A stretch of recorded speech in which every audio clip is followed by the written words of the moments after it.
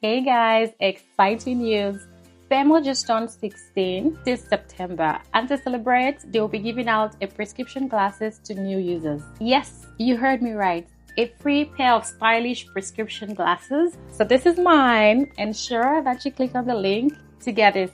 This offer is from September 2nd to 10th only. All you need to do is click on the link in my bio to grab yours.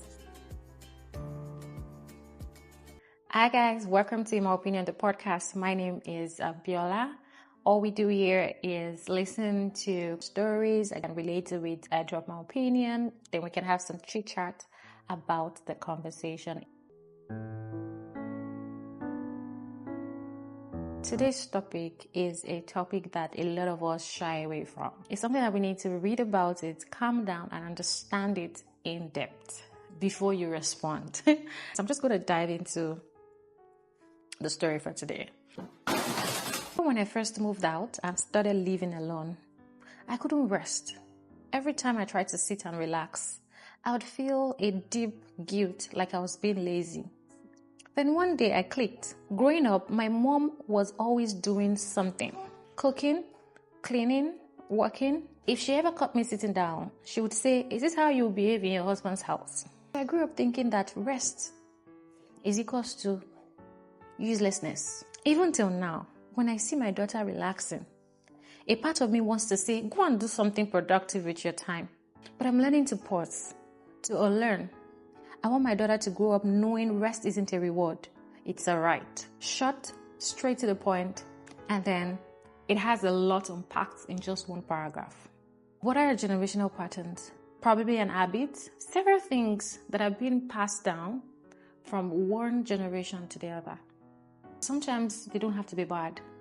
The fact that it's been passed down from a generation to another is what makes it a pattern. It could be money habits, it could be culture, it could be religion, it could be all sorts. In this poster's case, it's habits. When you pass down an habit unknowingly to your kids, they unintentionally pick it and they ride with it. Sometimes all we need to do is think about these generational patterns that we grew up with. And what are the things that we are already continuing without us knowing? That's why we have to think deep before responding to posts like this. A lot of people have patterns in their family. A lot of people have patterns that they have been carrying over. But because you see it as a norm, and then you just think that, oh no, I think we're all good. Looking at this lady, and the fact that she's self-aware, knowing that, oh, I have to correct this with my child, is already a happy ending for her. She's aware that she does not have to continue what her mother used to do. As far as I'm concerned, I'm going to call it as forming busy. The mother is cooking, doing everything, and any other person that gets to sit down is tired. Now only you waka come. Please, as new parents that we are, any generational pattern that you notice, be it money habits, be it domestic ways of working or doing things, there's this saying I always say: when you find somebody do something, ask them the reason behind it. I'm going to set an example for you. When I'm about to have a tin milk, I get to puncture it on both of the sides of the tin. And then I ask myself, why do I do it? Since childhood, I see my mom puncture the both places. I remember asking as a kid one time, why is she stressing herself to puncture two places on the tin of milk? And then the response I got as a then was like, it makes the job easy. Like, I collected the tin and then I tried to pour it. She was having a cup of malt by then, and I tried to pour it in, and I'm like, the flow was actually very easy. Fast forward to many years after, I have someone feels like puncturing it on just one part is best for them. And then you ask, what's the reason behind it? They probably do not have a reason, or sometimes they have a different reason. When you have the reason behind an action, once we know the reason, we go back and think about it like, oh, am I in that situation as the person that started this thing? If we ask those that puncture on one side, oh, what's the reason? We're not aware. It could be that, oh, I puncture it because I want to use it for a longer time. It could be that, oh, I punctured it because, oh, I don't have a fridge to put the milk in. Oh, I punctured it because I just don't have a reason. As parents, I want to tell our kids the reasons why we do some certain things. The adults that we are right now, we go back to think about it. I used to puncture this because this. But am I in that situation right now? No. Do I live in a country where there's 24/7 electricity? So I don't need to keep that milk as much as I would? No. So that's what happens when we grow up. We find out the reasons why we do some things, and then we weigh them and be like, does that really apply to me right about now? If it still applies to you, then that's fine. But if it doesn't apply to you, you have to relearn and unlearn those things. Same with money habits. Same with every type of generational patterns that we have in this world. We have to always be intentional about finding the reasons why these things are like this. The day we are able to decipher why behind these patterns, sometimes we already have our answers. This goes out to parents, our millennial parents, our old school parents, regardless. If your kids come to you and say, just be open enough, because this helps in the long run. It makes or informs our own decision. Do I really want to go the way my parents route, or do I want to change it for myself? Even as new parents, we want to tell ourselves that whatever we saw growing up, we are only going to pick 1 or 2 points out of it. We don't have to do everything hook and sinker, because we think our parents are the best. They are the best in the world. But when you realize that your father and mother have only been to this world just once, so they're also prone to making mistakes. Patterns can be passed down through several ways. Through trauma, through unspoken rules. And an example of the unspoken rules will be when you see something that happens every day in your house and you think it's just the norm without you asking, or you ask and your parents are like, well, just leave it alone. But growing up, I never used to eat snails. I never used to eat all sorts. I have several foods that I never used to eat growing up. And then when you ask about some question, there is no answer about it. There are a lot of unspoken rules like that. While some of it, we have answers for it, right? Of course, which I'm not willing to share. But there's some of it that there are no answers. That's an example of unspoken rules. You just play along. This is what we do in our household, and that's how we continue to do it. Some other patterns would be beliefs. Some could be food habits. We're just used to, like I just mentioned earlier, we just go along with the flow. What are the signs that you are repeating a generational pattern? Very easy. When you realize that you're already acting almost the same line your parents raised you, the way you decide to discipline your child, exact way your parents disciplined you, then you're about to follow a generational pattern. And then if it's a good route, good for you. But if it's a bad route, that's where you have to learn about these things. And another sign to know that you're already repeating generational pattern is when you're being told about these things, you avoid having such conversations, because you can relate to the fact that these things are happening as a pattern concerning yourself. How can we break free from generational patterns? I would say the first thing is therapy.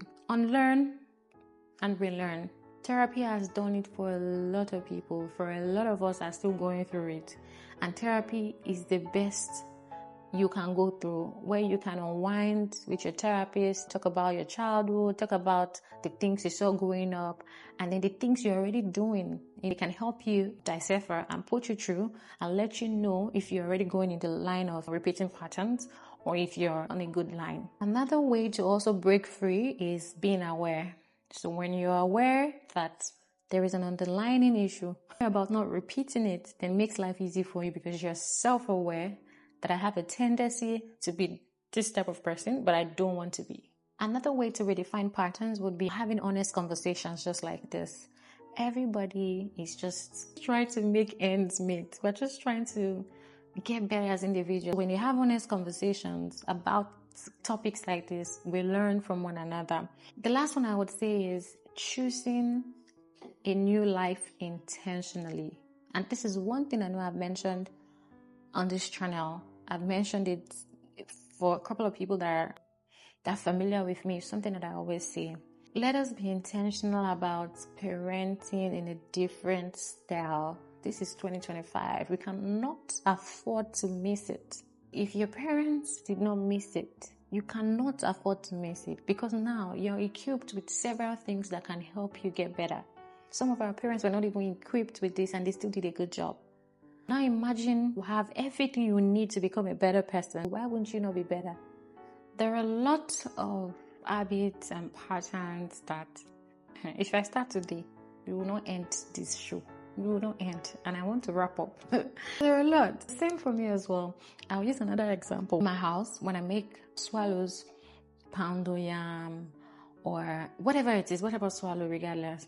Growing up, I see that when you make those swallows, as soon as you're done, you wash your turning stick, then you wash the pot. In no occasion are you expected to leave that pot without washing the tip and everything. But if it has probably gotten burnt or you still have to put in water, you can just leave it, but ensure that you wash the tip and it is neatly done. That's how I'm used to. The reason behind it is because you want to ensure that your kitchen is neat and you don't have flies and insects all around the place. That was the reason why. And also, if you are unable to wash it, whoever it is that comes into the kitchen, sees the pot, can help you wash it immediately because you have cleaned it. You're just waiting for it to peel off whatever it is that got burnt. In the other way around, I have some people that do not get to wash the tip of the pot. Not because they don't wish to wash it, because they're not used to it. And then if you ask this set of people, why do you not wash the tip of your pot when you make swallow? They don't know the reason why. Do you know why it was never washed in your house? They'll be surprised at the answers. Some, it could be that, we are saving water, there's not much water, and then we are saving it to when there's a lot of pots, we can wash it all together. You grow up thinking that's the norm, to leave your pot with the turning stick, with the blah, blah, blah. You leave it there and everywhere will be smelling. These are part of the habits we're talking about. What I'm going to advise parents, whatever pattern we realize that is not working for us, ensure that you relearn and unlearn. You don't have to be keen about, my father did it, my mother did it this way, I have to do it this way. No. Think about it. Determine if that works for you before you go ahead. This is how we break this pattern. This is how we change it for ourselves. Generally, when you see adults do things, ask them the reason behind it. You'll be shocked that those reasons is just peculiar to them or peculiar to their situation at that time and might not be the same as you right now. Please, together we can break these patterns. I hope that you enjoyed this session today, and I'll see you in my next video. Bye.